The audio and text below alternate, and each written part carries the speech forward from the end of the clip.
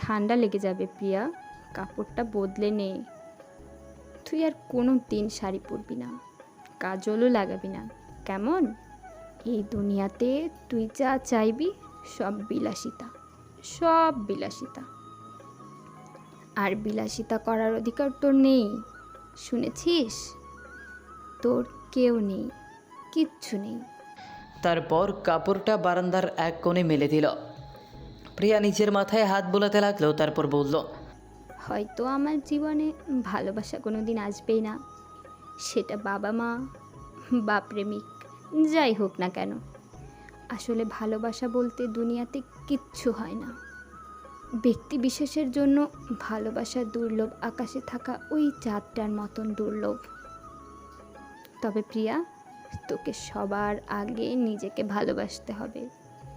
নিজেকে ভালোবাসতে পারলেই লোকে তোকে ভালোবাসবে। এসব বেহায়াপনা তোকে মানায় না। ভুলে যাবি, ঠিক আছে? ভুলে যাবি। আর এখানে তো তোর কোনো দোষ নেই। দোষ যদি কারো কিছু থাকে তা তোর নিয়তির। ও তোকে কখনো ভালোবাসতে পারে ভাবলি কি করে? ও তোর থেকে দূরে দূরে থেকেছে, তুই কাছে চেয়েছিলি, নিজের চোখে প্রতিদিন ছুটি পড়েছিলি, সেটা ভেঙে দিয়েছিস মা, মুক্ত করেছে আজ। এখন তুই মুক্ত, মুক্ত এক পাখি, যার হৃদয়ে কারো জন্য অনুভূতি নেই, কারো অনুভূতি জমাট বাঁধাতে পারবে না, বাসা বাঁধতে পারবে না। সেদিনের পর থেকে ইসমামকে পুরোদমে এড়িয়ে গিয়েছে প্রিয়া। 8-10টা স্বাভাবিক বন্ধুর মতোই, দরকার ছাড়া তার কাছে যায়নি। প্রিয়ার আজকাল কোনো কিছুতেই মন থাকে না। সেই ঘটনার আজ বহুদিন পার হলো। প্রিয়া আর শাড়িও পরে না, কাজলও লাগায় না। তার শ্যামলা মুখটাতে কেমন কালশিটে দাগ পড়ে গিয়েছে, মনে হয় কোনো প্রাণ নেই তাতে। পাণ্ডুর মুখটা নিয়ে এদিক ওদিকে ছুটে বেড়ায়, সবাইকে বোঝাতে চায় তার রাজ্যের ব্যস্ততা, কিন্তু সে যে অন্তঃসার শূন্য। এমনি একদিন আনমনে হেঁটে যাচ্ছিল প্রিয়া, হঠাৎ মাথা কেমন চক্কর দিয়ে উঠল।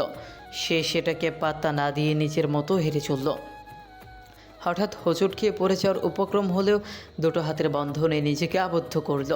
ওপরে তাকিয়ে দেখল একজন পুরুষ তাকে ধরেছে। লোকটার চেহারা জুড়ে ভীষণ মায়া। এই মায়ার বাঁধনে যে কোনো নারী বাধা পড়বে, কিন্তু প্রিয়ার বেজায় বিরক্তি ভাব হলো। বাজখাই গলায় বলল, পড়ে যাওয়া থেকে বাঁচিয়ে নিয়েছেন বলে কি এখন সিনেমার নায়কের মতন ধরে থাকবেন, যেই পর্যন্ত ব্যাকগ্রাউন্ড মিউজিক শেষ না হয়? পুরুষের এই একটাই লালসা, তা হলো নারীর দেহের স্পর্শ।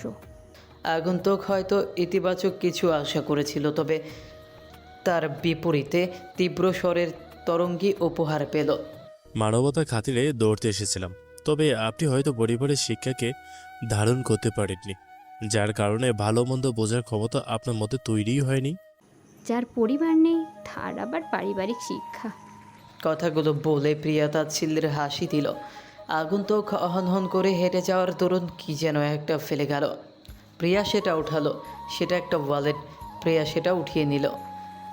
নীরব হাসান, বাবা মৃত কবির হাসান, মা নাহার আক্তার। আরে টাকাও আছে দেখি অনেক। আরে উনি এখানকার টিচার নাকি? এমন চরিত্রহীনদের টিচারকে বানালো? জাস্ট সাম রাবিশ পিপল।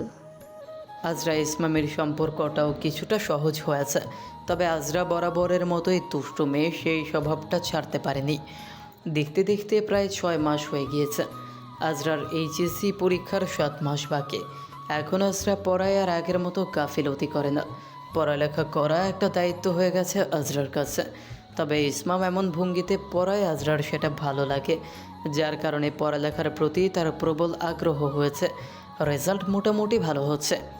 তা ইসমাম ভাই, আজকের মতো পড়ানো শেষ, কিন্তু এখনো তো 8 ঘন্টা বাকি আছে। চলুন দ্রুত ডেয়ার খেলা যাক। এসব ফালতু গেম আমার একদম পছন্দ না। যেহেতু আধা ঘন্টা আগে পড়া শেষ, তোমাকে কিছু সাধারণ জ্ঞানের বিষয় বলি, সামনে অ্যাডমিশন টেস্টে কাজে লাগবে। এই ইসমাম ব্রো, না না, থামুন প্লিজ, প্লিজ ভাই, প্লিজ প্লিজ প্লিজ। দেখুন আমি সবসময় আপনার কথা মানি না, বলুন। দুজন কি ট্রুথ অ্যান্ড ডেয়ার গেম খেলবে? বরং তুমি ইয়াকুব ভাই আসলে বাসায় যাও, সবাই মিলে খেলা যাবে। নাবিলকে সাথে নিয়ে এসো। না ভাই, আর শুধু আমরা দুজন, প্লিজ, ছোট্ট একটা আবদার করেছি তো, কেমন ভাই তা রাখতে পারেন না? কেমন ভাই হয়েছেন আপনি? বারবার ভাই ভাই করবে না তো, বিরক্তিকর। কিন্তু কিভাবে নির্ধারণ হবে কে কাকে প্রশ্ন করবে? দেখুন দেখুন, আমি রঙিন বোতলটা ঘোরাবো, বোতলের সরু দিক যার দিকে পড়বে সে তাকে প্রশ্ন করবে, ঠিক আছে? আচ্ছা ঠিক আছে। আজরা বোতল ঘোরালো। দুর্ভাগ্যবশত প্রথমে সরু দিকটা ইসমামের দিকে পড়ল। এবার বলুন, ট্রুথ নাকি ডেয়ার? ডেয়ার। বাহ, আমার সুবিধা করে দিলেন। আজরা দৌড়ে কোথা থেকে একটা কালো রঙের হুডি আর একটা ব্ল্যাক মাস্ক নিয়ে এলো। কি করছো তুমি? এখন তো শীত, কোনো সমস্যা নেই, ধরুন এটা পড়ুন। কেন? ডেয়ার দিয়েছে, এটা আপনার পড়তে হবে। এসব কি বিরক্তিকর ডেয়ার? প্লিজ পড়ুন। তারপর আজরা ইসমামকে সেই কালো হুডি আর মাস্ক পরালো। প্রসন্ন চিত্রে কিছুক্ষণ দেখলো তাকে। এবার আমার দিকে একটু তাকান তো, একটু উদ্বেগের সহিত তাকাবেন, যেন আপনার চোখে মুখে অনেক জিজ্ঞাসা থাকে। তুমি কি ছবির শুটিং করছো নাকি? এটা কোনো ছবির শুটিং হচ্ছে না, দেখো। বেশি বিরক্ত লাগে, আমি এগুলো খুলে ফেলবো আর এখান থেকে চলে যাব, আর খেলা কন্টিনিউ করবো না। প্লিজ প্লিজ, এটা আপনার ডেয়ার পূরণ করতেই হবে। অগত্যা ডেয়ারের অজুহাত দিয়ে নিজের কোনো গোপন কার্যসিদ্ধি করছো? তুমি কোনো বাজি ধরেছ? আজরা কিছু না বলেই ফটাফট নিজের ফোনে ছবি তুলে নিল। ছবি তুললে কেন? এই যে আপনার বিয়ের জন্য পাত্রপাত্রী চাই গ্রুপে ছবি পোস্ট করব, যেন আপনার বিয়েটা জলদি হয়ে যায়। ইয়াকুব ভাই তো অলরেডি বিয়ের মিশনে আছে, তারপর তো আপনার পালা। এমনিতেও আপনার মাস্টার্স 1.5 বছর পর শেষ হয়ে যাবে। হ্যাঁ, এখনো তো অনার্স কমপ্লিট করলাম না, মাস্টার্সের কথা কোত্থেকে আসলো? আর বিয়েই বা? আরে যাই হোক, আগে ভাগে পরিকল্পনা করে নেওয়া ভালো। চলো না খেলাটা কন্টিনিউ করি। আমার পাত্র আগে থেকে ঠিক করা আছে, তোমার সেটা নিয়ে চিন্তা করতে হবে না। আরে ধুর, আমি চিন্তা করবো না তো কে করবে? আমি আর সানাই তো আপনার বিয়ের প্রধান সিকিউরিটি গার্ড হব, সব আয়োজন করব। কে আপনার জুতো চুরি করলো সেদিকে আমার নজর রাখতে হবে। ফর ইউর কাইন্ড ইনফরমেশন, তুমি চাইলেও তা পারবে না। কেন পারবো না? এই আজরা চাইলে সব পারে। এবার বোতল ঘুরে আজরার দিকে এলো। আজরা থতমত খেয়ে বোতল অন্যদিকে ঘোরাতে চাইলে ইসমাম খপ করে তার হাত ধরে ফেলল। এবার বলো, ট্রুথ নাকি ডেয়ার? এই শেষবার, আর খেলবো না। ঠিক আছে, ট্রুথ। আচ্ছা, তুমি আমার ছবি কেন তুললে? আমি একজনকে খুঁজছি, কাকে খুঁজছো? একটা ছেলেকে যাকে আমি পছন্দ করি। ট্রুথ যেহেতু বলেছো, এর পেছনে ঘটনা বলবে। তুমি কবে কোন ছেলেকে পছন্দ করো? কতদিনের সম্পর্ক তোমাদের? কবে থেকে তাকে চেনো? ছেলেটার বয়স? তাকে আমার সাথে দেখা কবে করাবে? যে ছেলেটা তোমাকে চকলেট দিয়েছিল, সেটা কি সে? ইসমাম যে খেলা নিয়ে এতক্ষণ বিরক্ত হচ্ছিল, সেই খেলায় তার হঠাৎ এত আগ্রহ দেখে আজরা আকুল হলো। এবার বিরক্তিরা ভর করলো তার ললাটে। আমি তো জানতাম আপনি একটা শান্ত আর নিরীহ প্রকৃতির ছেলে, কিন্তু আপনি তো অতি চালাক একজন ব্যক্তি। মানুষকে খোঁচা দিয়ে বোচা বানাতে পারদর্শী আপনি। কেন, কোনো সন্দেহ আছে? আমাকে এখনো পর্যন্ত 14 গোষ্ঠীর প্রশ্ন জিজ্ঞেস করে ফেলেছেন, এতগুলো প্রশ্নের উত্তর দেওয়ার নিয়ম নেই। তাহলে ঠিক আছে, তোমাকে যেটা প্রশ্ন করেছি সেটা বলো। কেন ছবি তোলার পেছনে কাহিনীটা বলো, তাহলে তো সব ক্লিয়ার হয়ে যায়। আসলে আমি যে ছেলেটাকে পছন্দ করি তার নাম জানি না, চেহারাও দেখিনি। তাহলে কিভাবে পছন্দ করলে? ইস্টপাকা মেয়ে, নামও জানো না, চেহারা দেখো নি, তাহলে কি দেখে পছন্দ করেছো? আপনি আমার কথার মাঝখানে বাগড়া দিবেন না তো। আচ্ছা ঠিক আছে। আমার বয়স যখন 14 বছর, তখন আমি এখানকার একটা স্কুলে পড়তাম। এক স্কুল থেকে অন্য স্কুলে শিফট করা হয়েছিল। সেখানে আমার একটা বান্ধবী হয়েছিল, সে হচ্ছে জুথি। তাছাড়া বাকি মেয়েরা আমাকে খ্যাপাতো আমার ওজনের জন্য। তখন আমি অনেক মোটা ছিলাম তো, এখনো আছি, তখন তখন বেশি ছিলাম। তবে তাদের মধ্যে কয়েকজন মেয়ে ছিল যারা খুবই বাজে ছিল। তারা বলতে গেলে খারাপ কাজ করে বেড়াতো, ছেলেদের সাথে মেলামেশা, তাদেরকে চিঠি দিয়ে, এমনকি ধূমপান পর্যন্ত করতো তারা। আমি তাদের থেকে সব সময় দূরে থাকতাম। তবে তারা প্রায়ই আমাকে উস্কানি দেওয়ার চেষ্টা করতো, বিভিন্নভাবে হেয় করতো। তবে আমি তাদের সাথে কখনো এমন কিছু করিনি যার কারণে তারা আমার আমার পেছনে এমন ভাবে লেগেছিল। এভাবে তারা প্রতিদিন উত্ত্যক্ত করতো আমায়। বাসায় বলতে ভয় পেতাম যদি বড় কোনো ঝামেলা হয়ে যায়, কারণ শুনেছি ওদের বাবা মা নাকি স্থানীয় ক্ষমতাধর লোকজন। তাই কাউকে কিছু বলিনি। একদিন তাদের মধ্যে একটা মেয়ে, নাম ছিল রনিতা, সে আমাকে একটা চিঠি দিয়ে বললো আমার বাসা যাওয়ার পথ নাকি একটা ছেলে দাঁড়াবে, তার হাতে চিঠিটা পৌঁছে দিতে। তারপর আমি মানা করে দিই।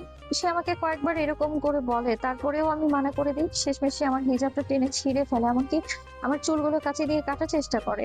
তারপর আমি তাকে জোরে একটা ধাক্কা দিয়ে আর তাকে পরপর 2টো থাপ্পড় দিই। সেদিন আমার মধ্যে কি ভর করেছিল কে জানে, পর পর 2 হাত দিয়ে ক্ষান্ত হয়নি, সাথে সাথে দুটো ঘুষি বসিয়ে দিয়েছি। সাব্বাস, অনেক ভালো করেছো। অন্যায় করলে সবসময় অন্যায়ের প্রতিবাদ করতে হয়। সে আপনি এই কথা বললেন, আমি তো মনে করেছি আপনি বলবেন টিচার কাছে বিচার দিতে। এসব কিছু টিচারের কাছে বিচার দিয়ে তেমন কোনো লাভ হয় না, তাই বললাম। যার তার সাথে মারামারি করবে এমনটা করতে উৎসাহিত করিনি, আত্মরক্ষা করতে বলেছে শুধু। আজরা মিষ্টি করে হাসলো, তারপর আবার বলা শুরু করলো। তারপর সেখানে টিচার চলে এলো, তারপর টিচারকে বললাম সব কাহিনী, অভিভাবক ডাকা হলো, বিভিন্ন প্রকার ঝামেলা হলো। সে প্রায় 1 সপ্তাহ মতো স্কুলে এলো না। তারপর একদিন হঠাৎ করে স্কুল থেকে বাসায় ফিরলাম, সেদিন আমার সাথে জুথি ছিল না। একা একা বাসায় ফেরার পথে দেখলাম রনিতার সাথে আরো 3-4টা মেয়ে আর দুটো ছেলে। এই ছেলেগুলো তারা যাদের সাথে মেলামেশা করতো সে, তারা বিভিন্ন ধরনের নেশা দ্রব্য গ্রহণ করতো। ওরা আমার পথ আটকালো, আমি ভয়ে উল্টো দিকে দৌড়াতে চাইলে ওরা আমাকে ধরে ফেললো। তাদের মধ্যে থেকে একটা ছেলে এসে আমার ওড়নায় টান দিল আর তা খুলে ফেললো। আমার স্কুলের আরো কয়েকজন ছেলে মেয়ে পেছনে ছিল। আমি চিৎকার করলাম, কিন্তু আশেপাশে থেকে তেমন কেউ এলো না। তেমন তখন এমনই শীতকাল ছিল, 3য় সেমিস্টার পরীক্ষা আর 5-6 দিন বাকি। হঠাৎ করেই তাদের মধ্যে দুজন আমার হাত পা টেনে ধরলো আর আরেকজন জামা ছিঁড়ে ফেলার চেষ্টা করলো। কথাগুলো আজরা বেশ উদ্বেগের সহিত বলল, তার সারা গায়ে কাটা দিচ্ছে যেন, কণ্ঠস্বর রুদ্ধ হলো। শান্ত হও আজরুস, আর বলার দরকার নেই। ওরা আমার সম্ভ্রম হরণ করতে চেয়েছিল ইসমাম ভাই। ইসমামের হাত মুঠো হলো, দাঁতে দাঁত চেপে রইল কিছুক্ষণ। আজরার হাত শক্ত করে ধরে বলল, শান্ত হও, সেসব অতীতের বিষাক্ত ঘটনা মনে করো না। আমার উদ্দেশ্য তোমাকে কষ্ট প্রদান ছিল না। আজরার পুলি যেন ঘোড়ার ন্যায় ছুটল। সে ইসমামকে অবজ্ঞা করে বলল, তারপর হঠাৎ কোথা থেকে একটা লম্বা মতো করে ছেলে এলো, তার মুখের কালো কালো মাস্ক ছিল। ওরা টেনে আমার স্কার্ফ খুলে ফেলেছিল আর আমার লম্বা চুলও খুলে গিয়েছিল এবং গায়ে মেয়েগুলোর নখের আঁচড় বসে গিয়েছিল। সে ছেলেটা তাদেরকে কি যেন বললো, আমি এতটাই আতঙ্কিত ছিলাম যে মনে করতে পারছি না। তারপর একটা ছেলের সাথে হাতাহাতি হলো, তার ছেলেগুলোকে একাই মারলো। এক পর্যায়ে ছেলেটা আমার কাছে এগিয়ে এলো, আমি তখন ভয়ে থরথর করে কাঁপছিলাম। আমি প্রথম কোনো স্কুল বুলিং এর শিকার হয়েছিলাম, যার কারণে কি করতে হবে বা কি করতে হতো আমার তেমন কোনো অভিজ্ঞতা ছিল না। আর আমি একা অতগুলো লোকের সাথে পেরে উঠতাম না। সময়টা এমনই ছিল, দুপুর 2টা, নির্জন ছিল, তেমন মানুষজন ছিল না, সবাই নামাজে গিয়েছিল। তারপর ছেলেটা আমাকে অনেক কিছু বলেছিল, তবে আমার তখন মাথা ঘুরছিল। রাস্তায় বসে পড়লাম, সে আমাকে তার বুকের সাথে জড়িয়ে নিল। আমি শুধু স্পষ্ট তার চোখগুলো দেখতে পেয়েছিলাম, কিছু সান্ত্বনামূলক কথা বলেছিল। তারপর সে যত্ন করে আমার চুলগুলো গুছিয়ে দিল আর নিচে থাকা আমার হেয়ার ক্লিপটা পরিয়ে দিল, চুলগুলো যত্ন সহকারে বেঁধে দিল। সে আমাকে আমার ব্যাগের পাশ থেকে পানিটা বের করে দিল, তারপর আমি পানি খেলাম। কিন্তু তারপরে আমার মাথাটা ঘুরছিল, তার কথাগুলো কেমন যেন ডাবল ডাবল শোনা যাচ্ছিল। স্পষ্ট চোখ ধরেই দেখেছিলাম আমি। তারপর আর কিছুই মনে নেই। পরে আম্মুর কাছে শুনেছিলাম আমি নাকি জ্ঞান হারিয়েছিলাম। এলাকার কে যেন দেখতে পেয়ে নাবিল ভাইয়া আর আব্বুকে ফোন করেছিল, সেখান থেকেই আমাকে নিয়ে আসা। তারপর থেকে আমি সেই চোখ জোড়ার সন্ধান করেছি। আমার ধারণা মতে সে আশেপাশে এলাকার কেউই হবে, এলাকার একটা ছেলেও বাদ রাখেনি। সর্বশেষ মনে হয় আপনিই ছিলেন, তবে আপনি তো আর এই এলাকায় থাকতেন না। আমি সবার ছবি তুলে নিয়েছি, বয়স্ক লোকদের বাদে কাছাকাছি বয়স হবে তাদের সবার। এতক্ষণ আজরার মাঝে যে ভয় উৎকণ্ঠার বজ্রপাত হচ্ছিল তা যেন উৎফুল্লতার সফেদ মেঘ দ্বারা পরিবর্তন হলো। ইসমামের তাকে অভয় দেওয়ার স্বাদ হলেও আজরার ধীর মনোভাব তাকে স্বস্তি দিল। তা যদি জানতে পারো যে ছেলে আমি, তখন কি করবে? ওরে বাবারে, এমন কিছু হবে না তো। আজরা বুকে থুতু ছেটালো। ইসমামের চোখে মুখে তুষ্টুমির আভা দেখা দিচ্ছে। সে যে মজা করছে সেটা সে ভালো করেই বুঝলো। আর আপনি মজাও করতে পারেন দেখছি। কেন, আমি কি মানুষ মনে হয় না? আমি কি ভিন গ্রহের প্রাণী নাকি? তুমি তো মূলত মজার জন্য গেমটা খেলেছিলে, এখন মজা করা নিষেধ হলো কেন? আচ্ছা, আজকে আমি বাসায় যাচ্ছি, যে পড়াগুলো দিয়েছে সেগুলো পুরো রাখবে, কেমন? ঠিক আছে ভাইয়া। ভাইয়া না ছাই, তার একটা কাজের বিনিময়ে আমার পেট থেকে বড় কথা বের করে নিল। আপনার ছবি আর আপনার নাম্বার সত্যিই আমি পাত্রী চাই গ্রুপে দিয়ে দেবো, দেখবেন আপনি। আজ শুক্রবার, যথারীতি ইয়াকুবের অফিস বন্ধ। হালকা হালকা শীত পড়তে শুরু করেছে প্রকৃতিতে। এই সময়টাতে কেন যেন ইয়াকুবের ছাদে আসতে ভালো লাগে। বাসায় থাকলেও তাই করত। সেপ্টেম্বর অক্টোবরের এই পরিবেশটাতে প্রকৃতি যেন আশাহত প্রেমিকের প্রতিনিধিত্ব করে।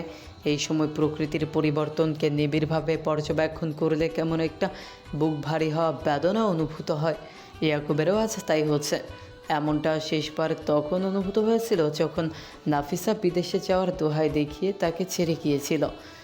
কত বয়স ছিল? 21 বা 22 হয়তো। ইয়াকুব যেহেতু বাড়িওয়ালার পাশের ফ্ল্যাটে থাকে, তাই এতটুকু সুবিধা তার আছে, যখন তখন চাইলেই সে ছাদে উঠতে পারে। ছাদটার দক্ষিণ পশ্চিম দিকটা তার প্রিয় হয়ে উঠেছে। প্রিয় হয়ে ওঠার একটা বিশেষ কারণ আছে। সেখান থেকে একটা বয়স্ক বটগাছ দেখা যায়, যার বিভিন্ন ডালে পাখিদের বাসা। কিচিরমিচির শব্দ চাঞ্চল্য ভরে তাদের আনাগোনা ইয়াকুবের ভীষণ ভালো লাগে। যখনই মনে কিছু স্মৃতির ক্ষত জেগে ওঠে, তখন সেখানে চলে আসে। হঠাৎ ইয়াকুবের মনে হলো তার পেছনে কারো পদচারণের শব্দ অনুসরণ করে পেছনে তাকাতেই ভাউ, ভয় পেয়েছে? খুব ভয় পেয়েছি। একটা চুনোপুটি এসে আমাকে ভয় দেখালো, আর আমি ভয় পেয়ে গেলাম। আপনি কিছু সময়ের জন্য হলেও আটকে উঠেছিলেন। তনিমা আপনাকে ভয় দেখাতে পারে। ও, তাই নাকি? তা আপনি নিজেকে তানিশা দাবি করছেন? কেন? আমাকে দেখলে মনে হচ্ছে না আমি তানিশা? না, আপনি তনিমা। কেন মনে হলো আমি তনিমা? ইয়াকুব তনিমার দিকে কিছুটা এগিয়ে এসে বলল, কারণ রাদীবের আশেপাশে থাকলে তনিমার চেহারায় যে শুভ্রতা, স্নিগ্ধতা প্রকাশ পায়, তা শুধুমাত্র তামিমের পাশে যখন তানিশা থাকে তখনই প্রকাশ পায়। তনিমা অবাক হয়ে গেল। এইমাত্র ইয়াকুব তাকে কি বললো? এটা সে কি কোনো মতে? না, এটা কোনো মতেই হতে পারে না। তনিমার হাতে এক বাটি বাদামের বাটিটা ইয়াকুবের সামনে এগিয়ে দিয়ে বলল, বাদাম খাবেন? আসুন, বাদাম খেতে খেতে গল্প করি। আপনার বাবা কখন অফিস থেকে ফিরবে? সন্ধ্যা 7:30টায়। আমার বাবা অফিসের কর্মচারী নাম, তার চালের আড়ত আছে। সেখান থেকে সন্ধ্যা 7:30টায় বাসায় ফেরে, আবার আসা যাওয়া করতে থাকেন। আপনার হবু স্বামীর এমন খাচ্ছাড়া ব্যবহার কেন বলুন তো? তার প্রেমিকাকে ঠিকমতো সময় দেয় না? না হলে কি আর সে গল্প করার মতো বাদামের বাটি নিয়ে মানুষ খুঁজে বেড়ায়? কে বলেছে সে তার প্রেমিকাকে সময় দেয় না? সে তার প্রেমিকাকে ঠিকই সময় দেয়, সময় মতো সব খোঁজ খবর রাখে। আপনি কথা বলতে না চাইলে আমি চলে যাই। ইয়াকুবের ভীষণ ইচ্ছে হলো তনিমার হাতটা ধরে হ্যাচকা টানে তার বুকে নিয়ে ফেলতে, কিন্তু না, এই নিষিদ্ধ চাওয়াটাকে প্রশ্রয় দেওয়া যাবে না। অন্যের হবু স্ত্রীর গায়ে হাত দেওয়া নিষেধ, তাই তো এড়িয়ে চলাই ভালো। একটা অঘটন ঘটানোর চেষ্টায় আছে মস্তিষ্কের হরমোনেরা। ইয়াকুব দীর্ঘশ্বাস ফেলল, বিশাল আকাশের দিকে ভীষণ অনাগ্রহে তাকিয়ে রইল।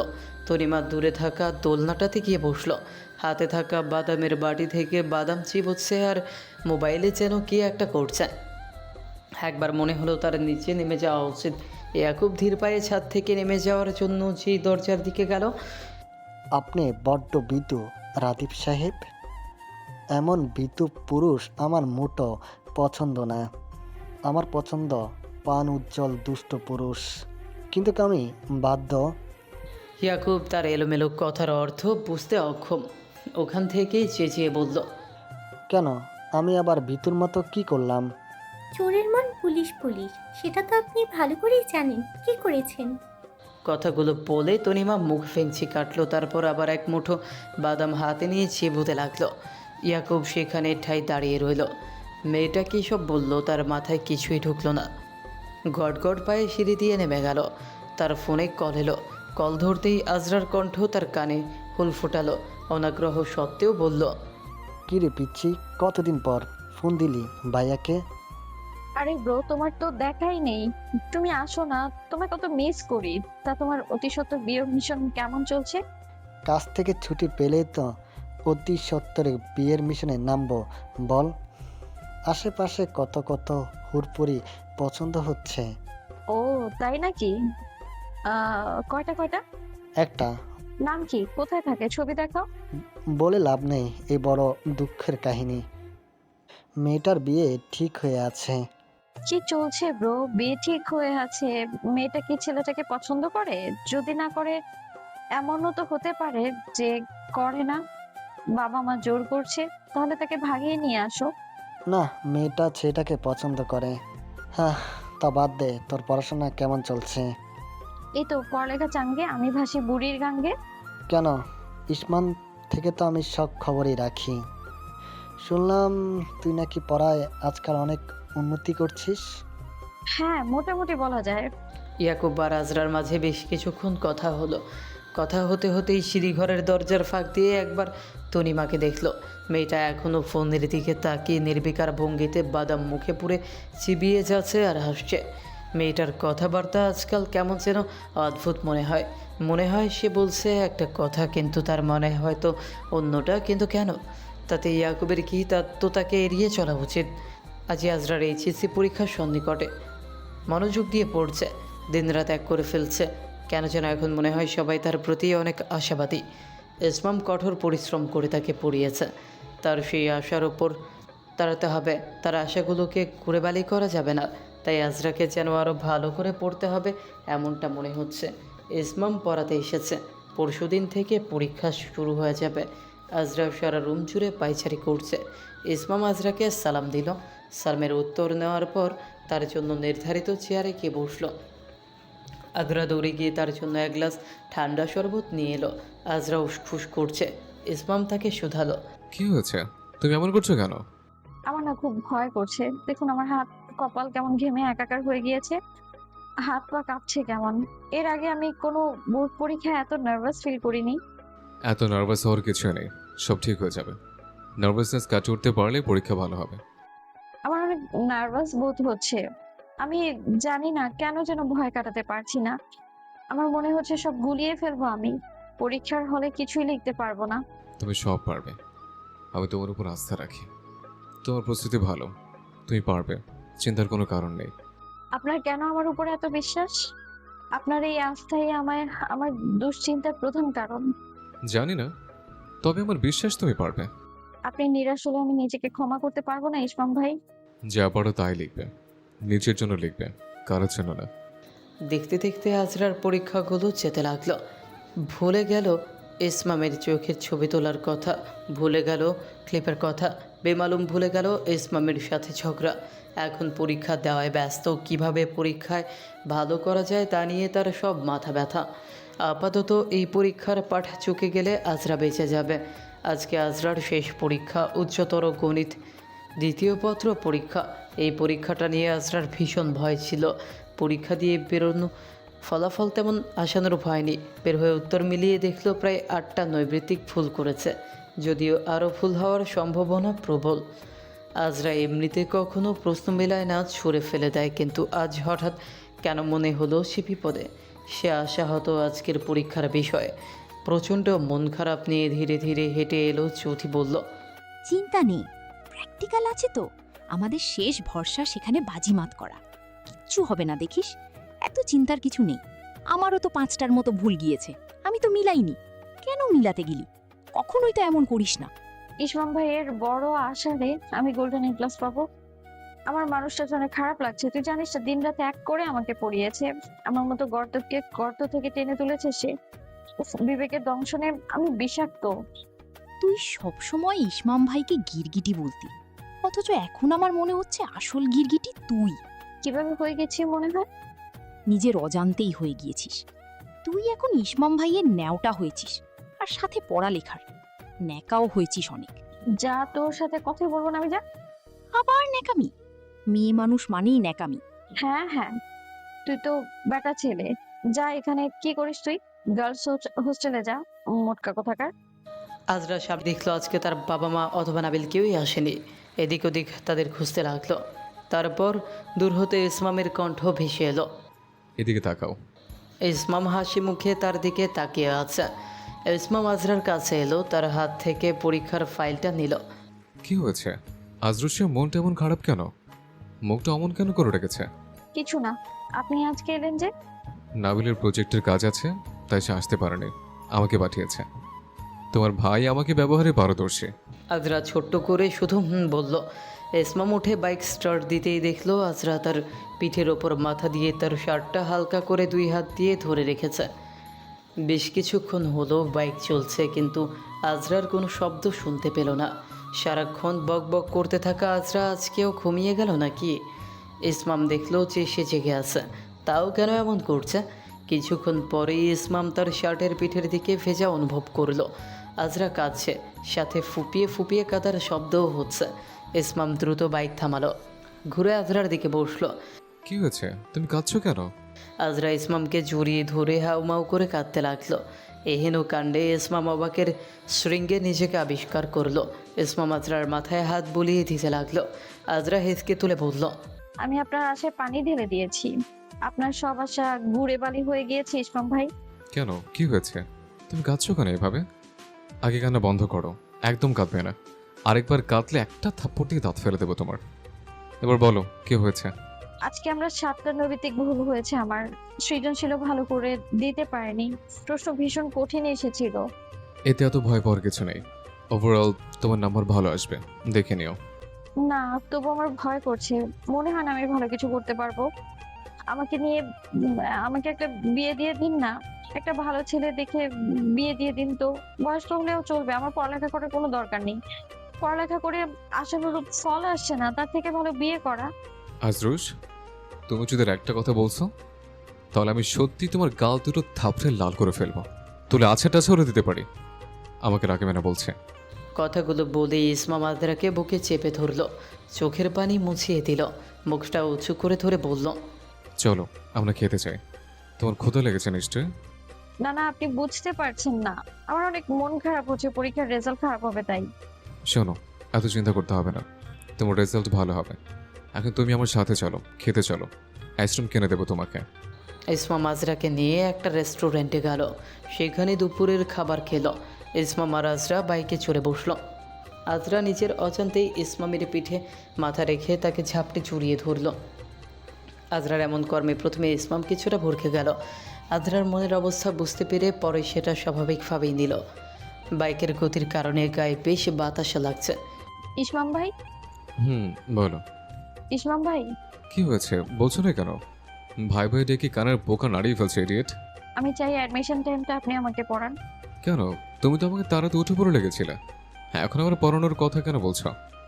জানি না, তবে আপনি না পড়ালে হয়তো ভালো রেজাল্ট হবে না। আমি চাই আপনি আমাকে পড়ান। আসলে আমার সময়। সময় নেই বললে পুলে জম্পে এসে একটা ধাক্কা দেব। আপনি কাউকেই পড়ান না, সেটা আমি জানি। আচ্ছা ঠিক আছে, মেজো মামার সাথে কথা বলবো। আমি আব্বুর সাথে কথা বলে ফেলেছি। হেলমেটের ভেতর দিয়ে ইসমাম ঠোঁট প্রশস্ত করে হাসলো, কিন্তু এই হাসি আজরার দৃষ্টিপটে ধরা দিল না। ইসমাম আজরার বাসার সামনে এলো। আচ্ছা তুমি থাকো, আমি এখন যাই। আপনি আজকে দুপুরে না খেয়ে যাবেন না? বাহ, তুমি কথা বলছো? আরে কিন্তু অপমান। হঠাৎ আজরা অভাবনীয় কাণ্ড করে বসলো। ইসমামের মুখে হাত চেপে ধরে বলল, ওসব মনে রাখবেন না, আপনি না ভালো মানুষ। এসব কথা মনে রাখলে পড়া ভুলে যাবেন। ক্ষমা করে দিবেন অবশ্যই। ইসমাম চোখে হাসলো, ঝুঁকে সাজরার নাক টিন দিল। এখন আপনি আমার সাথে ভেতরে যাবেন। না, আজকে সময় নেই। প্লিজ প্লিজ ভেতরে যাবেন। আজরা এক প্রকার জোর করে টেনে নিয়ে ইসমামকে নিয়ে গেল। ইসমাম বাধ্য ছেলের মতো তার পিছু পিছু গেল। বাসায় অনুপ্রবেশের পর আজরা তাদের বসার ঘরে তার ছোট চাচাকে দেখতে পেল। ইসমাম তার ছোট মামাকে দেখে খানিকটা অবাক হলো। ছোট চাচ্চু, আমার আজরা মামুনি, কেমন আছিস তুই? এই তো ভালো আছি। এখন তো তুমি এসে পড়েছো, এখন আরো ভালো থাকবো। এক সেকেন্ড, আব্বুকে জিজ্ঞেস করে নিই। আব্বু, বড় চাচার আসার সম্ভাবনা আছে কোনো? হ্যাঁ, আসতেও পারে। কেন রে? তাহলে আমি আগেই আটঘাট বেঁধে ফুপির বাসায় লুকাবো। আমি তো প্র্যাকটিক্যাল পরীক্ষাও আছে আমার, আহ, সেটা সেখানে কমপ্লিট করব। তাহসিন তাহমিদের এমন কথায় হাসলেন। তাহসিন জামান বললেন, তোর বড় চাচ্চু আসবে, একটা জরুরি বিষয় আলোচনা করতে হবে। তোরা তো আর সিলেট যাবি না, তাই এখানেই আলোচনা করতে হবে। এতক্ষণ ইসমাম দরজার সামনে দাঁড়িয়েছিল। তাহসিন তাকে দেখে উঠে গেলেন, তাকে জড়িয়ে ধরে বললেন, কেমন আছিস ভাগিনা?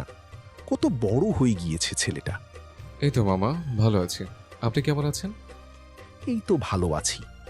এতদিন পর আপনাকে দেখলাম, আপনার দেখা পাওয়া ভারী মুশকিল। এখন তাহলে বাসায় চলুন, সবাই ওখানেই খাবো। না, তোদের বাসায় একটু পরে যাব। ইরাবু একটু আগে এসেছিল, আমাকে দেখে গিয়েছে। ঠিক আছে। আজরা টেনে ইসমামকে রুমে নিয়ে গেল। ইসমাম বাধ্য ছেলের মতো গা ছেড়ে তার সাথে চলে গেল। আপনি এখানে বসুন তো, ওখানে বাড়ির কথা হচ্ছে, বড়দের কথা হচ্ছে, আমি আপনার জন্য শরবত নিয়ে আসছি, বসুন। তুমি কোথায় যাচ্ছ? পরীক্ষা দিয়ে এসেছো না? মন খারাপ ছিল বলেই না বাইরে থেকে খেয়ে আসলাম। আপনার তৃষ্ণা লেগেছে দেখেই তো বোঝা যাচ্ছে। আজরা দৌড়ে এক গ্লাস পানি নিয়ে এলো। ভীষণ ঠান্ডা ছিল পানিটা। আজরা যে ইচ্ছে করেই তাতে অনেকগুলো বরফ দিয়েছে তা ইসমাম বুঝলো। ওয়াও, ঠান্ডা পানির জন্য আমাকে এত খাতির? আজরা হাসলো। সে যে ইসমামের সাথে আবারও একটা দুষ্টুমি করেছে সেটা বুঝতে পারলো। তবে সময় বদলেছে, আর আজরার প্রতি ইসমামের প্রতিক্রিয়াও। আচ্ছা, আমি এখন যাই। ইসমাম যাবার আগে চোখে মুখে ঘন বর্ষার আধার নামিয়ে বলে গেল, তোমাকে শীতের রাতে ঠান্ডা পানিতে গোসল করো বাজরুস, দেখে নিও। তাকদির সামান এরাদের বাসায় বসবেন না, সেখানে ইসমাম থাকবে, তাই তার ঘোরতর আপত্তি। ভাগ্যিস ইয়াকুব নেই, না হলে দুই ভাই বর্ষিত হতো। তাই আলোচনা করতে আজরাদের বাসায় একত্রিত হলো সকলে। আজরা জিনিসপত্র নিয়ে আগেই চম্পট দিতে চেয়েছিল, কিন্তু এখানে কী আলোচনা হয় সেটা নিয়ে তার আগ্রহ গগন ছোঁয়া। আজরার মতে সে এখন আজরা মোড় থেকে পাড়ার আন্টি মোড়ে চলে যাবে আর কান পেতে কথা শুনবে। প্রথমে বড়দের আলোচনায় ডাকা হয়েছে, ছোটদের আগমন নিষেধ করা হয়েছে বিধায় বিরক্তিতে হাত পা ধরে আসছে তার। বসার ঘর থেকে নাবিলের রুমটা সবচেয়ে কাছে হয়, সবাই খাপটি মেরে নাবিলের রুমে আশ্রয় নিয়েছে। সানা ধরে বেঁধে ইসমামকেও সাথে নিয়ে এসেছে যেহেতু ইয়াকুব নেই। সানভি হেসে কুটি কুটি হয়ে বলল, আব্বু, ইসমামের জন্য ওই ব্যবসায় যেতে চাইলেন না, অথচ ইসমাম এখানে বসে ভূতের মুখে নবাবের চালে ফোন চেপে যাচ্ছে। উপস্থিত সবাই হেসে দিল। নাবিলের ইশারায় সানভি তার কাছে গেল। সবাই গোল হয়ে ফোনের কাছে বসে আছে। ইসমাম বলল, আচ্ছা, তোরা কি করছিস? আমি বুঝতে পারছি না, এভাবে ফোনের সামনে কেন বসে আছিস রে? এ রুম থেকে তো কোনো কথাই শোনা যায় না ভালো করে। অর্ধেক বুঝি তো অর্ধেক বুঝি না। আরে ইসমাম ভাই, আপনি কি আমাকে গাধা মনে করেন? আমি সেখানে নাবিল ভাইয়ের ফোনটা রেখে এসেছি, সেই ফোনে কল কানেক্ট করে রেখে এসেছি। আর এখানে যে ফোনটা দেখছেন, এটা আমার ফোনে, এখানে কল কানেক্ট আছে। ওখানে যা কথা হবে আমরা এখানে সবাই মিলে শুনতে পাবো। আমি হচ্ছে ডিজিটাল যুগের পাড়ার আন্টি, তাই ডিজিটাল ডিভাইস দিয়ে আরই পার্টি আমি, বুঝছেন? ধন্য হলাম আপনার হাঁটুর সমান কোট বুদ্ধি দেখে। ভর্ৎসনা করবেন না বলে দিচ্ছি। এখন আপাতত ওনাদের অন্যান্য আলোচনা হচ্ছে, মূল আলোচনায় আসলে তখন আমরা ভালো করে কান পেতে শুনবো। আজরা কিছুটা তেতে গিয়ে ইসমামকে বলল, আপনি ভালো খারাপের বিচার করতে আসবেন না তো। ইসমাম ভাই সবসময় শুধু জ্ঞান ঝাড়েন। আপনার না ভালো লাগলে আপনি চুপ করে এক জায়গায় বসে থাকেন তো। আমাদের সাথে এসেছেন কেন আপনি? ইসমাম আর কিছু বলল না, শুধু চোখ কটমট করে আজরার দিকে তাকালো। নাবিল হেসে ফেলল, এই জলহস্তির কথাতে দেখি তুই রাগ করছিস। এই জলহস্তি তোর মতো উল্প্রকে রাখি দিল। সানা আজরার কানে কানে বলল, ভাইয়া, সবার কাছে বাঘ হলেও তোমার কাছে দেখছি বিড়াল। তোর ভাই একটা আস্ত সাদা গুই সাপ, বুঝলি? কথায় কথায় খালি রাগ করে রাগ করে। এখন আমার সাথে মুখ ফুলিয়ে 2 দিন কথা বলবে না। তাদের কথা শুরু হলো। তাহসিন জামান বলা শুরু করলেন, ভাইজান, আসলে বাবা মা তো বেঁচে নেই, আপনারা ছাড়া আমার আর কেউ নেই। গ্রামের বাড়িটাও ফাঁকা পড়ে আছে, সেটা আমি দেখাশোনা করছি। একা মানুষ, আর আমিও এদিক ওদিক ঘুরে বেড়াই। বাড়ির কাজের লোকেরাও দেখাশোনা করে। আর কতদিন? তাহসিন একটা শুকনো ঢোক গেলেন, অতঃপর কিছুটা জোরে নিঃশ্বাস ত্যাগ করে গড় গড় করে বললেন, আমি বিয়ের সিদ্ধান্ত নিয়েছি। কি? তুই ভববনা ঘোড়া ছেড়ে বিয়ে করতে চাইছিস? আব্বা আম্মা মারা যাওয়ার পর আপনাকে আমি মায়ের চোখে দেখি। আপনারা এখন আমার অভিভাবক, সেটাই মানি।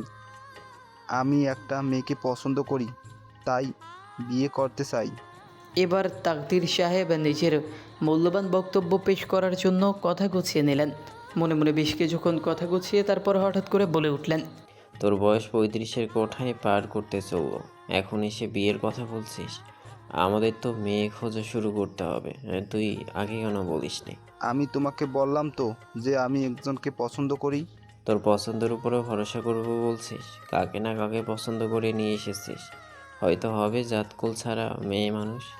তাহমিদ সাহেব বরাবরই নরম স্বভাবের মানুষ, তবুও আজ কিছুটা বিরক্তি নিয়ে বললেন, ভাইজান আগে ওকে বলতে দিন, তুই বল।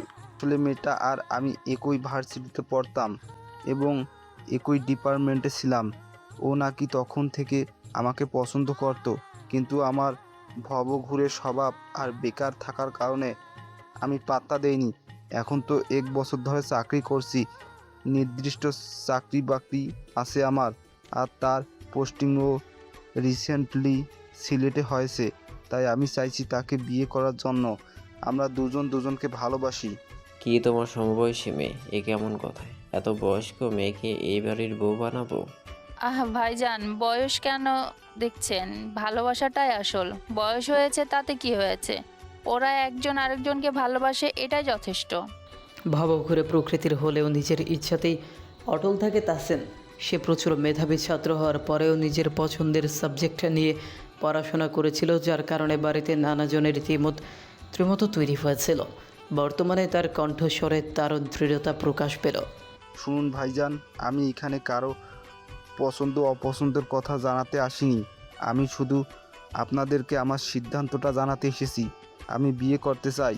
আমার বিয়ের পর সিলেটের বাড়িতেই থাকবো। এখন আপনারা সবাই মিলে বিয়ের দিন তারিখ ঠিক করুন আর বিয়েতে আপনাদের উপস্থিতি নিশ্চিত করুন। মেয়ের বাসা কোথায়? মানে মেয়ের বাবা মার সঙ্গে সিলেটেই থাকে? হ্যাঁ, মেয়ে তার বাবা মা এবং তার চাচার বাড়ির লোকজনের সাথেই থাকে। তবে ঠিক আছে, আমরা যাব। মেয়ের বাড়ির লোকেদের সাথে কথা বলবো, কথা বলে বিয়ের দিন তারিখ ঠিক করে আসবো সামনের মাসে। সামনের মাসে কেন? সরলা বেগম বেশ অনেকক্ষণ ধরে চুপ করেই ছিলেন, কিন্তু বেশিক্ষণ চুপ থাকা চেয়ে আবার তার স্বভাব বিরুদ্ধ। তিনি বললেন, ভেতরে থাকা আসরা, নাবিল, সানা, এমনকি ইসমামও বলে উঠল। এবার বড় চাচি, আম্মু বা বড় মামি জোরে একটা ধমক খাবে, তারপর আঁচলে মুখ গুজে বাইরে চলে যাবে। সবাই একসাথে হেসে দিলেও ইসমামের দিকে সরু চোখে তাকালো সবাই। ইসমাম বলল, আমি বুঝি না, তোরা আমার দিকে এভাবে কেন দেখছিস? আমি কি কখনো তোদের বলেছে আমি তোদের থেকে আলাদা কিছু? এটা তো প্রায়ই হয়ে থাকে। তোদের মতো আমারও মুখস্থ, খালি তোদের মতো ছাকলামি করতে পারি না বলে তোর আমাকে ভিন গ্রহের প্রাণী হিসেবে আখ্যায়িত করতে থাকিস। সবাই আবার হেসে ফেলল। আজরা বিড়বিড় করে বলল, আহারে, তা কেন হবে? আপনি তো এই গ্রহের হাফ মেন্টাল, সব জানেন বুঝেন, শুধু একটা এক্সট্রা অ্যাটিটিউডে চলেন যেন সবার আলোচনার মধ্যমণি হতে পারেন। নায়ক হওয়ার শখ আপনার। তাদের কথা অনুসারে হলো তাই। তাকদির জামানের মস্ত বড় এক ধমকে উপস্থিত সবার আত্মা কেঁপে গেল। সরলা বেগম রাগে অপমানে আঁচলে মুখ চেপে নিজের স্থান ছেড়ে চলে গেলেন। তাকদির জামান রাগে গজরাতে গজরাতে ও পাশে ফিরে বললেন, বোকা মহিলা মানুষ নেই, আমার হয়েছে যত ঝামেলা। বল এবার, আমি ওকে পরে দেখছি। আসলে বিয়ে সংক্রান্ত সব অনুষ্ঠান আমাদের বাচ্চারা যেন আনন্দ করতে পারে সেই ব্যবস্থাই করছি। আজরা আর সানার পরীক্ষা মাত্র শেষ হলো, আমাদেরও মাসিক প্রস্তুতির দরকার। তাই সামনের মাসেই বিয়ের কথাটা পাকা করতে গেলেই ভালো হয়। ঠিক আছে ভাইজান, অনেক ধন্যবাদ। নাবিল চিৎকার করে বলল, ছোট চাচুর বিয়ে, ফাইনালি ছোট চাচুর বিয়ে। বিয়েটা সম্পূর্ণ অনাকাঙ্ক্ষিত ছিল। তুমি ঠিক বলেছো নাবিল ভাই। যাক, বোনাস হিসেবে এখন ছোট চাচুর বিয়ে খাওয়া যাবে। কি মজা, কি মজা! আমার পরীক্ষাও মহেন্দ্র ফোনে শেষ হয়েছে। লা লা লা। ইসমামেরও মনে মনে ছোট মামার জন্য ভালোই লাগছে। অবশেষে তার মামা বিয়ের সিদ্ধান্ত নিয়েছে। একটা ভাবঘুরে মানুষ যে এত দৃঢ়তার সহিত ভালোবাসতে পারে জানা ছিল না। ইসমাম একবার অতি উৎফুল্ল আজরাকে দেখল, অতঃপর চোখ সরিয়ে নিল। আজরা, সানা সবাই রেডি হচ্ছে সিলেট যাওয়ার জন্য। তাকদির সাহেবের উদ্যোগে নিজস্ব গাড়ির ব্যবস্থা করা হয়েছে। তাকদির সাহেবের রেন্টে কারের ব্যবসা আছে, সেখান থেকেই দুটো গাড়িতে করে সবাই যাবে। ইয়াকুবও এসেছে। আজরা রেডি হয়েছে, পরনে তার গাঢ় বেগুনি রঙের থ্রিপিস, মাথায় ওড়না জড়িয়ে নিয়েছে। আজরা তার ছোট মামা যে গাড়িতে যাবে সেইখানে যেতে চেয়েছিল, কারণ তিনি বেশি রসিক মানুষ। তবে কোথা থেকে তার বড় চাচা এসে আজরাকে অতিক্রম করে পেছনের সারির জানলার ধারের সিটে দুম করে বসল। পরের গাড়িতে সবাই চার চার মতো বসে পড়েছে, শুধু সানার পাশে জায়গা খালি ছিল, তাও আবার দুইজনের মধ্যে বসতে হবে। খুবই বিরক্ত লাগছে, তবুও আজরা বসে পড়লো। আর এক পাশে সানা, আর এক পাশে নাবিল হুট করে না বলে উঠে গেল। বাইরে ইসমামের সাথে দাঁড়িয়ে কি যেন কথা বলছে। তুই ওই গাড়িতে যাবি না কেন? তুই ওই গাড়িতে যা, সম্ভবত বড় মামা ওখানে আছে। আমি যাওয়ার সাথে সাথে চোখ বুজে ফেলেছে। বরং আমি ওদের সাথে এই গাড়িতে যাই। তুই ওখানে গেলে তোর কোনো সমস্যা হবে না তো? আরে না ব্রো, ঠিক আছে, আমার আজরা বুচিকে দেখে রাখিস, ও কিন্তু বমি করতে পারে। ঠিক আছে। আজরা এতক্ষণ কথায় এত ব্যস্ত ছিল যে কখন ইসমাম তার পাশে এসে বসেছে তার কোনো ধ্যান নেই। আজরা বসে বসে একটা বড়সড় প্ল্যান করছিল। ও আর সানা মিলে সব ভাইদের কাদা পুকুরে ধাক্কা দেওয়ার চিন্তা করছে। সানা ইসমামের দিকে তাকালে সে তাকে হাতের ইশারায় চুপ করতে বলে। শুন, সব ভাইয়াদের সেখানে ডেকে নিয়ে ধাক্কা দিবি, বুঝলি? বিশেষ করে ইসমাম ভাইকে, ওনার তো সূচি ভাই আছে। তারপর যখন গোসল করতে যাবে তখন ওই যে ওই পাশে বনবিচুটি পাতাগুলো আছে না, সেগুলো ভালোভাবে তার টাওয়ালে মাখিয়ে দিবি। মাখিয়ে দিব আর কি আমি, খুব মজা হবে, বুঝলি? সানা একটা কথাও বলল না, শুধু তাকিয়ে রইল। তা বনবিচুটি মাখলে আমার তোয়ালেতে একা কেন? তোমারটা তো মেখে দেবো, কেমন? তুমি আমার আত্মার আত্মীয় হও না? আজরা ইসমামের দিকে তাকালো। চুরি ধরা পড়ার কারণে কিছুটা থতমত খেলো, একটা শুকনো ঢোক গিলল। আমি তো আপনার কথা বলিনি। আমি আসলে ইসমাম ভাই, ইসমাম বলতে চাইনি। আমি আমি আপনার নাম নিয়েছি নাকি? সারা কি এক ভাই আপনি? ইয়াকুব ভাই হতে পারে না নাকি? শফিক ভাইও আর সানভি ভাইও তো আছে, আপনি কি একাই নাকি? হ্যাঁ, আমি কখন বললাম তুমি আমার কথা বলছো? আমি বললাম যে তোমারও বনবিচুটি দিয়ে গোসল করা উচিত। আফটার অল তুমি বনবিচুটির আরেকটা জাত। আর ইদানিং গায়ের রংটা বেশ উজ্জ্বল ফর্সা হয়েছে। কয়েকদিন বনবিচুটি দিয়ে গোসল করলে গায়ের রংটা আবার আগের মতো লালচে হয়ে যাবে, তখন দেখতে বেশ সুন্দর লাগবে। কেননা তোমার ওই গায়ের রংটাই আমার বেশি পছন্দ। আজরা বুঝলো চুপ থাকাই ভালো। একটা ফিংচি কেটে তারপর ওদিকে ফিরল। তারা বিকেলের দিকে রওনা হয়েছে। সিলেট যেতে 6 থেকে 7 ঘন্টা লাগবে, অর্থাৎ যেতে যেতে ভোর হবে। রাস্তায় জ্যাম থাকলে এর থেকেও বেশি সময় লাগতে পারে, তবে আজকে বুধবার, জ্যামের সম্ভাবনা কম। আজরা সানা ইয়াকুব মিলে বকবক করেছে। আজরার সাথে বসে ইসমাম বেজায় বিরক্ত। মন চাইছে আজরুশের মুখে পেরেক ঠুকে দিই। এত বকবক করে নিজের ক্যালোরি খরচ করার মানে হয়? পরক্ষণে মনে পড়ল ওই গাড়িতে থেকে থেকে বড় মামার বিরক্তিকর কথা শোনার থেকে এখানে আজরার বিরক্তিকর কথা শোনা বেশি ভালো। রাত 9টার দিকে একটা রেস্টুরেন্টের সামনে তাদের গাড়ি থামলো। রেস্টুরেন্টে ঢুকতে ঢুকতে হলো এক বাজে কাণ্ড। হঠাৎ করে পাশে হেঁটে চলা কারো সাথে আজরার ধাক্কা লাগলো। দুর্ঘটনাবশত নিজের উপর নিয়ন্ত্রণ নিতে আজরা রেস্টুরেন্টের মূল প্রবেশ পথে থাকা একটা ধারালো শোপিস ভীষণ জোরে চেপে ধরল, যার কারণে তার হাতটা কেটে গেল। সাথে সাথে ফোটায় ফোটায় রক্তপাত হলো। আজরা ডান হাতটা ধরে ব্যথাতুর শব্দ করে উঠল। কি একটা অবস্থা! আমার ডান হাতে কেন দুদিন পর পর আহত হয়? ধুর, আমি এখন কি করে খাবো? ধুর। ইসমাম সামনে চলে গিয়েছিল। আজরার আওয়াজ শুনে সে দ্রুত পেছনে এলো। দেখি, হাত কেটেছে? ভাইয়া দেখো কতখানি হাত কেটে গিয়েছে, রক্ত ঝরছে। নির্সা বেগম দৌড়ে এলেন, কণ্ঠস্বরে উদ্বেগ আর উৎকণ্ঠা। কি হয়েছে? আমার মেয়ে কি হয়েছে? আরে আম্মু, ছোট করে হাত কেটেছে, সামান্য একটু। কোথায় রক্ত ঝরছে তো? সমস্যা নেই মেজো মামি, আপনি বিচলিত হবেন না। আপনারা খেতে বসুন, আমি এখানে আশেপাশে কোথাও থেকে ওর হাতটা ব্যান্ডেজ করে নিয়ে আসছি। আজরাব, চলো আমার সাথে। আরে কোনো দরকার নেই। তোমাকে আমি সিদ্ধান্তে বলেছি, আর একটা কথা বললে দড়ি বেঁধে নিয়ে যাবো এখান থেকে। চলো এখন। বেশ খানিকক্ষণ রক্তপাত হলেও ক্ষতটা তেমন গভীর ছিল না। কিছুদিনের মধ্যে সেরে যাবে এমনটাই বলল ডাক্তার। রাস্তা দিয়ে আসতে আসতে হঠাৎ ইসমাম স্থির হলো। গভীর ভাবনা তার অন্তঃকরণ জুড়ে বিস্তৃত লোভ করেছে যেন। আজরাও তার অনুসরণে দাঁড়ালো। ইসমাম আজরার মুখটা তার কর্কটের মধ্যে নিয়ে নিল। কণ্ঠস্বরে কেমন একটা আকুতি, একরাশ বেদনা যেন ঝুম বর্ষার নীলচে বাড়িপাত হলো। তুমি তো অসাবধান কেন বলো তো? আর একটু সাবধানে চলাফেরা করা যায় না? নিজের খেয়াল রাখতে পারো না? সবসময় কেন তোমার সাথে এমন হবে? কিছুদিন পর বয়স 19 হতে যাবে, তখন কি ছোট আছো ইডিয়েট? ইসমাম ভাই, এটা তো শুধু একটা দুর্ঘটনা ছিল। ইসমামের দৃঢ় শব্দরা তার দুনেত্রের অব্যক্ত অনুভূতি হলো। ধীর স্বরে বলল, কথা দাও তুমি নিজের খেয়াল রাখবে। ঠিক আছে। তুমি ব্যথা পেলে অনেকে আছে যাদের তার অনুভব হয়। এবার চলো। আজরার আচমকা ইসমামের চোখগুলোর দিকে খেয়াল হলো। সে তো বেমালুম ভুলিয়ে গিয়েছিল তার ফোনের গ্যালারিতে সে চোখের ছবির কথা। আজরা মন্ত্রমুগ্ধের মতো হাঁটতে লাগলো। কেন যেন ইসমামের সাথে আজ হাঁটতে তার ভালো লাগলো। মনে এক অদ্ভুত অভিলাষ জাগলো। কেমন হতো যদি ইসমাম সেই ছেলেটা হতো? কেমন হতো যদি এখন গগন কাঁপানো মেঘের গর্জনের সাথে বাঁধ ভাঙা বৃষ্টি হতো, আর সে তার সাথে সুখের সহিত বৃষ্টি বিলাস করতে করতে সারা রাস্তার জমানো জল পা দিয়ে ছড়িয়ে দিত। আজরার সারা বদনে লজ্জা ভর করলো। হঠাৎ ইসমাম থেকে কিছুটা দূরে সরে হাঁটতে লাগলো। মাথা নিচু করে হাঁটছে এমন ভাব নাদের মুক্ত করার জন্য। মনে হলো এগুলো নিদারুণ লজ্জাজনক ভাবনা আর অবৈধ চিন্তার বহিঃপ্রকাশ।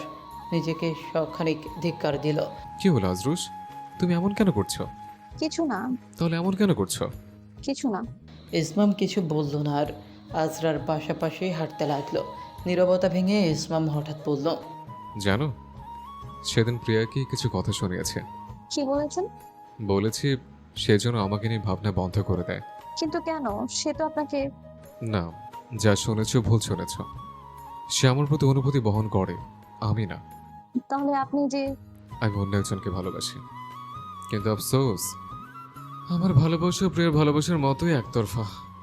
অপরজনকে বলার না আছে সুযোগ, আর না আছে বোঝানোর ক্ষমতা। খেতে গিয়ে বাঁধলো আরেক বিপত্তি। সবাই খাওয়া শুরু করে দিয়েছে। আজরা হা করে দেখছে। নেসা বেগম শুধু বসেছিল। তিনি এগিয়ে আসতে চাইলে ইসমাম বলল, মামি, আপনি খান, আপনার চিন্তা করতে হবে না, আমি আজরাকে খাইয়ে দিচ্ছি। ইসমাম বেশ আগ্রহের সহিত বলল বিধায় নেসা মানা করলেন না। আজরার চক্ষু চরক কাজ। এত ভালো ব্যবহারে তার বধ হজম হবে নিশ্চিত। মনে মনে বলল, পরীক্ষার ফলাফল দেখার পরে আপনি আমাকে বিষ খাইয়ে মারবেন মনে হয়। সে আজরাকে নান রুটি দিয়ে সবজি খাইয়ে দিল। আজরা আজকে চুপচাপ কোনো কথা বলছে না। গাড়িতে সানাকে মাঝখানে দিয়ে আজরা জানলার কাছে বসলো। ঢুলতে ঢুলতে কখন ঘুমিয়ে গিয়েছে খেয়াল নেই। কতক্ষণ পূর্বে সানা বমি করেছে, তাই জানলার পাশে বসে ঘুমোচ্ছে। ইসমাম একটা পাতলা চাদর এনেছিল, সেটা সানার গায়ে চড়িয়ে দিল। ইসমাম দুজনের মাঝখানে বসা। আজরারও শীত শীত অনুভূত হচ্ছে। অজান্তেই আজরা ইসমামের বাহু জড়িয়ে ধরল। তার কাঁধে মাথার রেখে ক্রমাগত উষ্ণ নিঃশ্বাস ফেলতে লাগলো। ইসমাম বারবার বিরক্ত হচ্ছে। শেষমেশ উপায় না পেয়ে সে তার ব্যাগ হাতরে একটা শার্ট বের করলো। শার্ট গায়ে জড়িয়ে নিয়ে আজরা আবারও ইসমামের কাঁধে মাথা দিয়ে ঘুমানো শুরু করলো। আরও আরাম পেল হয়তো। এই ঘুমকাতুরে মেয়েটার সাথে বসলে এত অশান্তি হবে আগে জানতাম না। কি শুরু করে দিয়েছে?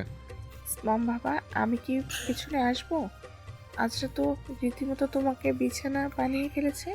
মেয়েটাকে নিয়ে যে কি করি। সমস্যা নেই মামি, আর একটু রাস্তায় থাকে। তারা অবশেষে সকাল 7টার দিকে মায়ানিরে পৌঁছল। বাড়ির প্রধান ফলকে পাথর দিয়ে খোদাই করে নামটা লেখা। আজরা ঘুম ঘুম চোখে বাড়ির ভেতর প্রবেশ করলো। বাড়ির দরজা খুললেন বাড়ির দেখাশোনার দায়িত্বে থাকা রমিজ মল্লিক। কতদিন পর আপনাকে দেখলাম রমেশ চাচা। এখন আমাদের কারোই নাস্তা করার শক্তি নেই। অনেকেরই গাইতে ঘুম হয়নি ঠিক মতো। এখন ঘুমাতে চাচ্ছি। একটু যদি রুমগুলো দেখিয়ে দিতেন ভালো হতো। আজরা ঘুমে ঢুলছে। ইসমাম তার মাথায় একটা চাটি মেরে বলল, তুমি কেন ঘুমিয়ে ঢুলছ আমি বুঝতে পারছি না। তোমার জন্য রাতে 1 মিনিটও ঘুমাতে পারিনি। আমার কাঁধে ব্যথা করছে, আমি বাম হাতে ঠিকমতো নাড়াতেও পারছি না। আজরা ঘুম ঘুম চোখেই বিস্তর হেসে পায়ে ভর দিয়ে খানিকটা উঁচু হয়ে ইসমামের মাথায় হাত বুলিয়ে বলল, আমার সেবা করেছেন, ভালো ছেলে, গুড জব টমি। এখন ঘুমোতে গেলাম আমি। হ্যাঁ, এই দাঁড়াও দাঁড়াও, বলছি কোথায় যাচ্ছ? আমি তোমার কুকুর টমি। আজরা ইসমামকে পাত্তা না দিয়ে চলে গেল। সানাও গেল তার পিছু পিছু। ইয়াকুব 3 দিনের ছুটি নিয়ে এসেছে। এই 3 দিনের ছুটিতে সিলেট ঘুরে তারপর সে আবার রাজশাহী ফিরে যাবে। তাই আজকে ঠিক করা হলো মেয়ের বাড়ির লোকজনকে এইখানে ডেকে আনা হবে। যেই কথা সেই কাজ। এরা নিসা আর সরলা মিলে রাতের রান্নার আয়োজন করলো। তাহসিনের প্রেমিকা সাবা হালদার এবং তার পরিবারকে আমন্ত্রণ জানানো হলো। রাত 8টার সময় সম্পূর্ণ বাড়ি মেহমান দিয়ে ভর্তি হয়ে গেল।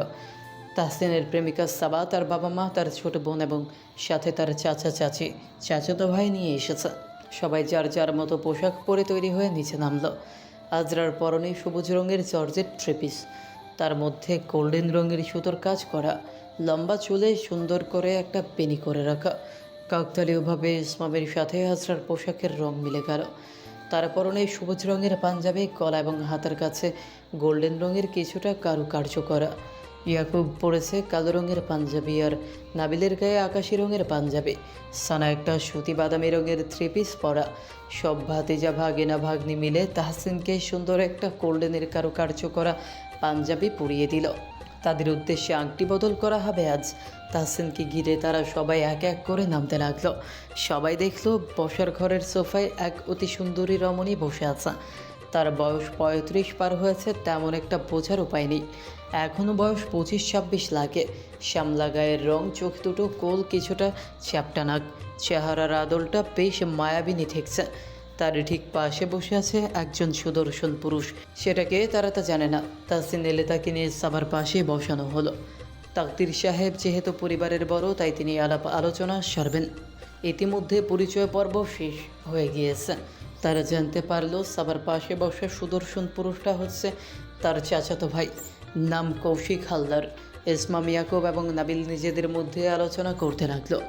ইয়াকুব বলল, আচ্ছা ইসমু, নাবিল, তোদের মনে হচ্ছে না যে সামা মামির পাশে বসা লোকটা আমিন অশিক সানার দিকে তাকিয়ে আছে? আমার তো শুধু সানা মনে হয় সে আজরার দিকেও কোনো জোরে তাকিয়ে আছে। ইসমাম কিছুটা নাক ফুলিয়ে চড়ে নিঃশ্বাস ছেড়ে বলল, ও আজরা সানা উভয়ের দিকেই তাকিয়ে আছে। তবে আজরার দিকে বারবার কেন যেন ঘুরে ঘুরে তাকাচ্ছে, আমার কাছে ভালো লাগছে না। তারা এই বিষয়ে আর কিছু বলল না। রাতে সবাই খেতে বসবে, তার আগে কথা সেরে নিবে। তাকদির সাহেব বললেন, আপনারা তো সব জানেন, আপনাদের সাথে পরিচয় পর্ব শেষ। আশা করি আর কোনো সমস্যা হবে না। ছেলে মেয়ে একে অপরকে পছন্দ করে, তাই আমাদের কিছু বলার নেই। আমরা আজই মেয়েকে আংটি পরিয়ে দিতে চাই এবং 2 মাস পর ধুমধামের সাথে বিয়ের অনুষ্ঠান করাতে হবে। আপনাদের কি কোনো আপত্তি আছে? সাবার বাবা জলকার সাহেব বললেন, এটা তো অতি উত্তম প্রস্তাব যে আপনারা আংটি পরিয়ে রাখতে চান। তবে আমার ভাতিজা কৌশিক, ও মাস্টার্স পরীক্ষা শেষ করবে। পরীক্ষা শেষ হতে তার 3 মাস বাকি। 3 মাস পর করলেই ভালো হয়, এতে আমাদের উভয় পক্ষের সুবিধা হলো। ঠিক আছে, তবে তাই হোক। তাসিন এবং সাবা আংটি বদল করলেন। তাদের একে অন্যের প্রতি ভালোবাসা দেখে সবাই মুগ্ধ। ইতিমধ্যে নতুন চাচির সাথে বেশ কথা বলে ভাব জমিয়ে ফেলেছে আজরা। সবাই টুকটাক কথা বলছে। খাবার টেবিলে যাওয়ার জন্য হাঁক পড়ল। সবাই টেবিলে বসলো। আজরার পাশে কৌশিক নামের ছেলেটা এসে ধপ করে বসে পড়ল। এখনও খাওয়া শুরু হয়নি, খাবার বেড়ে দেওয়া হচ্ছে। সবাই টুকটাক কথা বলছে নিজেদের মধ্যে। কৌশিক বলল, তোমার নাম কি সুবাসিনী? আমার নাম মুহসিনা আজরা জামান, সুবাসিনী না। আমি কৌশিক হাওলাদার। তোমার সাথে দেখা হয়ে ভালো লাগলো। সুবাসিনী, তুমি সম্পর্কে তাহসিন ভাইয়ের কি হও? আমি ওনার ভাতিজি হই। আর হ্যাঁ, সেই সম্পর্ক অনুসারে আপনারও ভাতিজি হই, আর আপনি আমার চাচা হন। চাচা ডাকার জন্য আমাদের এইজ ডিফারেন্সটা খুব কম না? তো কি হয়েছে, আপনাকে কি ভাই ডাকবো? সম্ভব না। তাহলে তুমি আমাকে ভাইয়া আর চাচার সংমিশ্রণে কিছু একটা ডাকতে পারো, লাইক চাইয়া বা সাইয়া। আপনি বেশ চালাক মানুষ। কথাগুলো বলে আজরা রহস্য রেখে হাসল। ইসমাম কিছু দূরেই বসেছিল, মাথা নিচু করে মনোযোগ সহকারে খাচ্ছে। বিষয়টা তার কাছে খুবই বিরক্তকর লাগলো। এই ছেলেটা আজরাকে কি বলার চেষ্টা করছে। মন তো চাইছে খুশি মেরে নাক ফাটিয়ে দিতে, কিন্তু কিছু করতে পারবে না। সবাই বিভিন্ন কথার মধ্যে দিয়ে খাওয়া শেষ করলো। 3 দিন থেকে তারা শেষমেশ ঢাকায় ফিরে আসলো। তাদের কাছে বেশি সময় না থাকার জন্য তারা তেমন একটা ঘুরতে পারেনি। তবে পরের বার বিয়ে খাবার পর পুরো 15 দিন ঘুরবে সেই প্ল্যান করেছে। ততদিনে আজরার বিভিন্ন ভার্সিটিতে পরীক্ষা শেষ হয়ে যাবে। আজরা, তোমার ভার্সিটির পরীক্ষায় সন্নিকটে, মন দিয়ে পড়ো কেমন? আমি মন দিয়ে পড়ার চেষ্টা করছি। তোমাকে আমার ভার্সিটিতে চান্স পেতেই হবে, কারণ আমি সেখানে আছি। অবশ্যই আমি চেষ্টা করব। আপনার ইউনিভার্সিটিতে চান্স পাই আর আপনি আমার উপর 144 ধারা জারি করেন, তা তো হবে না। হায় আল্লাহ, যেন না পাই প্লিজ। সিলেট থেকে ফিরে পরের দিনই ইয়াকুবকে অফিসে যেতে হয়েছে। সময়টা ছিল বৃহস্পতিবার। 8:30টার দিকে ইয়াকুব অফিস থেকে ফিরেছে। হঠাৎ তার বাড়ির গেটের নিচে আসতেই দেখলো ডেকোরেশন করা হচ্ছে। তার এখন বাপারাজের ছবির কথা মনে পড়ে গেল। সেই অনুসারে দারোয়ানের কাছে গিয়ে জিজ্ঞেস করলো, দারোয়ান কাকা, বাড়িঘর কেন সাজানো হচ্ছে? কথাগুলো জিজ্ঞেস করতে গিয়ে ও মনে মনে হাসল। বর্তমানে ফেসবুকে যেখানে চাওয়া হচ্ছে সেখানে ট্রেন্ড হিসেবে এই ডায়লগটা ভেসে বেড়াচ্ছে, চাচা বাড়িঘর সাজানো কেন? ইয়াকুবেরও আজকে এই অভিজ্ঞতা হলো। দারোয়ান বলল, কোথায়? আমি তো এমন কিছু জানতাম না। হঠাৎ ইয়াকুবের কেমন যেন বলশূন্য অনুভব হলো। ইয়াকুব জানতো তাদের বিয়ের এখনও অনেক দেরি। ইয়াকুবের পুরো দুনিয়া অন্ধকার লাগলো। বিয়েবাড়ির এত আলো তার কাছে শুধু কালো রং হিসেবে ধরা দিল। ভাগ্য বরাবরই তার প্রতি নিষ্ঠুর। ইয়াকুবের যাকেই পছন্দ হয় তাকেই দূরে সরিয়ে নিয়ে যায়। সে এরকম তরতর করে ঘামতে লাগলো। শক্তিহীন অবস্থায় সিঁড়ি দিয়ে ধীরে ধীরে উঠতে লাগলো। মনে হলো এইসব মেয়েকে একটা দুঃস্বপ্ন, হয়তো কিছুক্ষণ পরেই ঘুম ভেঙে উঠবে। সারা বাড়ি মানুষে কিচকিচ করছে। এলাকার সবচেয়ে ধনী ব্যক্তিদের মধ্যে একজনের মেয়ের বিয়ে বলে কথা, তাও আবার মেয়েদের বিয়ে। ইয়াকুব কোনো রকম তালা খুলে তার ঘরে ঢুকল। ঘরে ঢোকার সাথে সাথে চোখে মুখে পানির ছাপটা দিল। ঘরে কোনো খাট নেই, নিচে বিছানা করা। হঠাৎ বিছানাটা কেমন কাঁটাযুক্ত হয়ে যাচ্ছে। ইয়াকুব জানতো এমন দিন তাকে দেখতে হবে। হঠাৎ দরজায় করাঘাতের আওয়াজ পাওয়া গেল। বেশ কিছুক্ষণ যাবৎ করাঘাত হচ্ছে। ইয়াকুব তন্দ্রাচ্ছন্ন হয়েছিল। দুর্বল শরীরটাকে খুব কষ্টে টেনে তুলল। দরজা খুলতেই হুড়মুড় করে তনিমা ভেতরে প্রবেশ করল আর তাড়াহুড়ো করে দরজা বন্ধ করে দিল। তার গায়ে বেগুনি পাড়ের হলুদ শাড়ি আর সারা গায়ে তাজা বেগুনি ফুলের গহনা। বেগুনি ফুলের আশেপাশে কিছু হলুদ বনফুল বা বিদেশি জাতের ফুলও আছে। সারা মুখে মেকআপের আস্তরণ, ঠোঁট জুড়ে শোভা পাচ্ছে বেগুনি রঙের লিপস্টিক। ইয়াকুবের কাছে এইসব অহেতুক আর বিশ্রী লাগলো, কারণ তনিমা এমনিতেই দেখতে যথেষ্ট সুন্দরী। ইয়াকুবের হঠাৎ করে তনিমার প্রতি তীব্র ঘৃণা অনুভব হলো। এত ঘৃণা যে তার চোখের সামনে তনিমার অবয়ব বিষের মতো যাতনা দিচ্ছে। মনে হলো সে কেন ধোঁয়াশা এক সুগন্ধ। আগামীকাল যে আমার বিয়ে হতে চলেছে তা কি জানেন? দারোয়ান চাচা থেকে কিছুক্ষণ পূর্বে শুনতে পেলাম। হঠাৎ তনিমা ইয়াকুবের হাত নিচের মুঠোয় নিয়ে বলল, আমি আপনাকে ভালোবাসি রাদি। ইয়ামিনকে আমি কোনো দিনই ভালোবাসতাম না। আপনি কি আমাকে ভালোবাসেন? তবে আমাকে নিয়ে চলুন।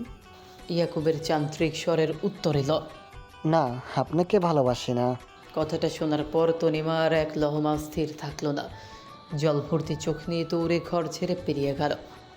যাওয়ার আগে তার মাথা থেকে একটা বেগুনি ফুল খসে পড়ল।